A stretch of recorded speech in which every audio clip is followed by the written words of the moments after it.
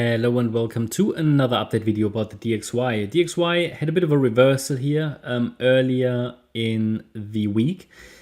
What does that mean now? So let's take a look at that. First of all, the overall assumption is that the DXY is in a local downtrend. We started that local downtrend in September 22 and have come down in a 5-wave move, which I consider an A wave of a larger ABC correction. A wave, B wave, C wave. We can still discuss where this B wave ended. And to be honest, I don't like the quick reversal down here.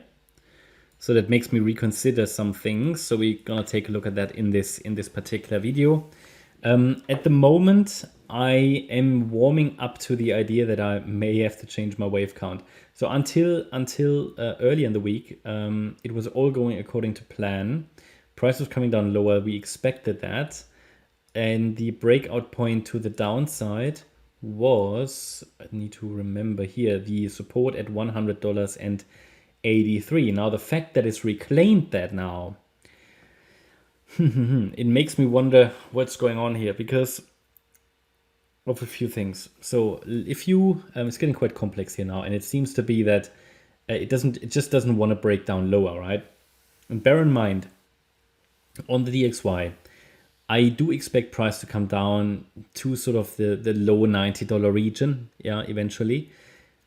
But first of all, obviously the B wave needs to finish. Now, at the moment, I assume the B wave finished, but it could also still be ongoing because it now basically has a reversal where in the yellow count, it shouldn't have had one. That third wave was not long enough. And it turned around too early. And those are the things that I'm watching. I mean, I could make it easy and say, right, this was probably the third wave. It's probably doing the fourth wave. But this doesn't look right in terms of the proportions, you know. Just placing waves somewhere doesn't really help. We need to use our Fibonacci levels and everything in addition. This is too short for a third wave. So I'm going to show you, is this still valid? Yes. So let's talk about that. And then we talk about a certain level that, if broken, will cause me another count, and then we also talk about what count that is. Now, in the primary scenario, still primary, but I will probably change it if it continues upward next week. I will change it. Again, it wouldn't really change much, but it just means that we might see a little bit more sideways action for the coming weeks and months, which would be annoying. Yeah. So yeah. It just would be annoying. So let's take a look here at the current structure. So in the current structure, we said, okay, a B wave topped here most likely on the 9th of March. You know that I never liked that because it is too short, this B wave. It's a bit too short. Then we explored the idea, okay, was it maybe a triangle which ended here? Also possible. That's another possibility, but it all doesn't really affect the lower degree, the overall assumption. Anyway, in all cases, we expected lower eventually, and I still expect lower. It's just, okay, is it delayed? Because this move up shouldn't have been there. Why? Because the way I counted, we have a 1-2 setup and a third wave down. But if we zoom into the detail, we have within the yellow third wave, another 1, 2, 3, 4, 5. Now, wave 1 is fine, wave 2 is fine, the third wave is just not long enough. The 1.618 extension, I gave you a target that wasn't reached. Target would have been $99.15 roughly, and it reached only $99.70. And honestly, I'm not making, you know, I'm not trying to pretend that it, you know, it came quite close or anything. No, it really failed. It didn't come to the 1.618 extension. I mean, it came close, absolutely, but it didn't reach the target. But that's very important. It needs to reach the target to verify to us that this is a third wave. I would have been happy, but it's not doing it. It didn't do it. So what does that mean? That means it could still get that low, okay? I mean, now I'm really diving into the weeds here. That goes too high now, but it's still valid as, no, it's, okay, that goes too high. Yeah, no, okay.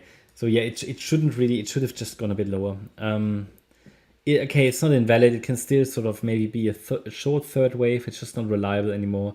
This could be a fourth. So what is the level that now needs to hold for this scenario to remain actually valid.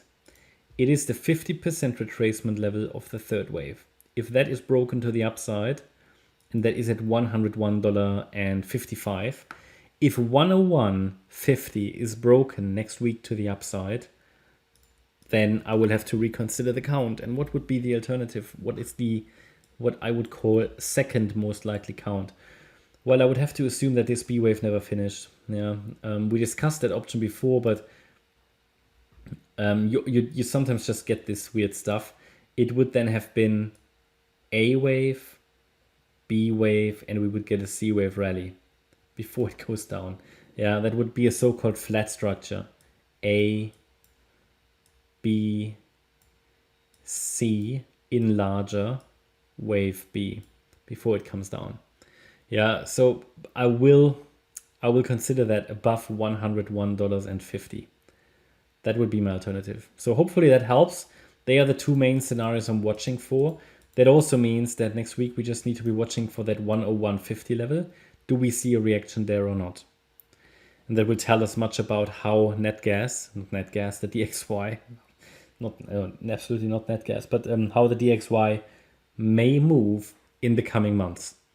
Okay, that's my update about the DXY. I hope you liked the update. If you did, please hit the like button, leave a comment and subscribe. And if you really like the content, then please check out the channel membership. Thanks a lot for watching.